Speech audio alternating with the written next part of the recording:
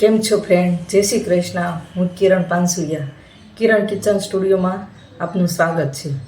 તો આજે બનાવીશું આપણે અળવીના પાનના પાત્રા. તો કઈ રીતે બનાવવા? તો આજે હું મારા બેનને ઘરે આવીશું અને એ લોકો ગામડે ગયા હતા, તો ગામડેથી અળવીના પાન લાવ્યા છે.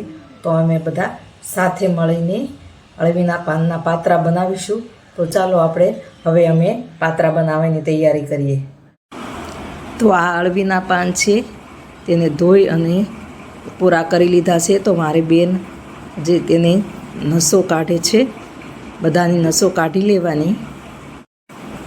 તો આ મેં ચણાનો લોટ લીધો છે, તેમાં આપણે લાલ મરચું પાવડર, હળદર, મીઠું, ધાણા જીરું, ગરમ મસાલો, લીંબુનો રસ વગેરે નાખી અને હવે હું બેટર બનાવી રહી છું. અને એમાં મેં ગોળનું પાણી પણ નાખ્યું છે. તો તમે ખાંડ નાખતા હો તો ખાંડ પણ નાખી શકાય, અને આંબલીનું પાણી અંદર નાખવું હોય તો નાખી શકો. ઉપરથી વઘારમાં નાખવું હોય તો વઘારમાં પણ નાખી શકાય. તો આપણે એક ઢીલું નહીં અને બહુ કઠણ નહીં એવું આપણે બેટર તૈયાર કરવાનું છે. તો આમાં હું બેટર તૈયાર કરી રહી છું. તો મારું બેટર બનીને તૈયાર થઈ ગયું. હવે આ અળવીના પાન લીધા છે, તેમાં બેટર લગાવું છું. અને બેટર લગાવ્યા પછી બંને સાઈડથી આપણે વાળી દેવાના પાન, એટલે સરસ રીતે આપણો વીંટો બળે. અને આપણે એકદમ હાથથી એક અંગૂઠાએ દબાવતું જવાનું અને કઠણ એવો આપણે વીંટો બનાવવાનો.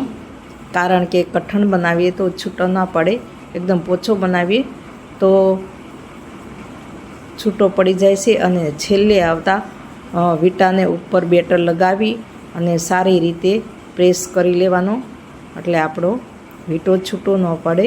તો આપણો આ વીંટો બનીને તૈયાર થઈ ગયો છે.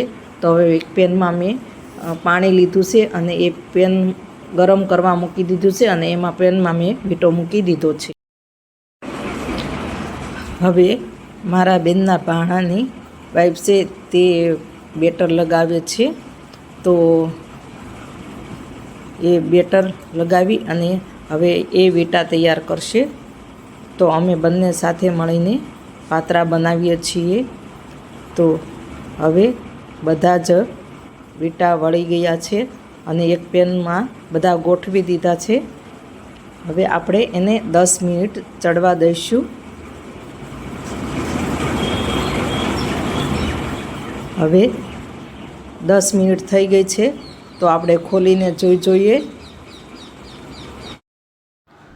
તો આપણા પાત્રા ચડીને તૈયાર થઈ ગયા છે.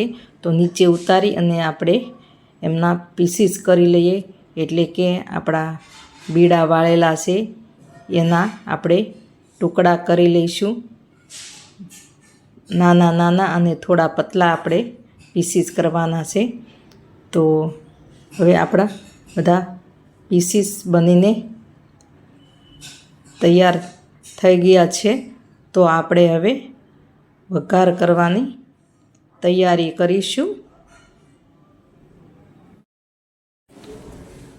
તો મેં તેલ ગરમ મૂકી દીધું છે, તેમાં રાઈ, જીરું અને કરી પત્તા, લીલા મરચાં, હિંગ બધું નાખી દીધું. હવે આપણે એને ઢાંકી દઈએ, કારણ કે તલ તતડે તો ઉડે, તો એ માટે આપણે થોડી વાર ઢાંકી દેવાનું. તો હવે આપણા તલ તતડી ગયા છે, તો ખોલી લઈએ. હવે બીજી બાજુ આપણે ગરમ પાણી મૂક્યું છે, તો એમાં થોડી ખાંડ નાખી છે. હવે એ પાણી પણ નાખી દઈશું એમાં.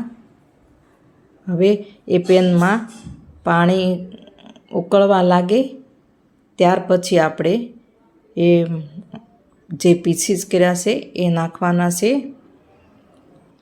તો હવે આપણું પાણી ઉકળી ગયું છે અને આપણે હવે પાત્રાના પીસીસ નાખી દઈશું. તો હવે આપણે બધું મિક્સ કરી લઈશું.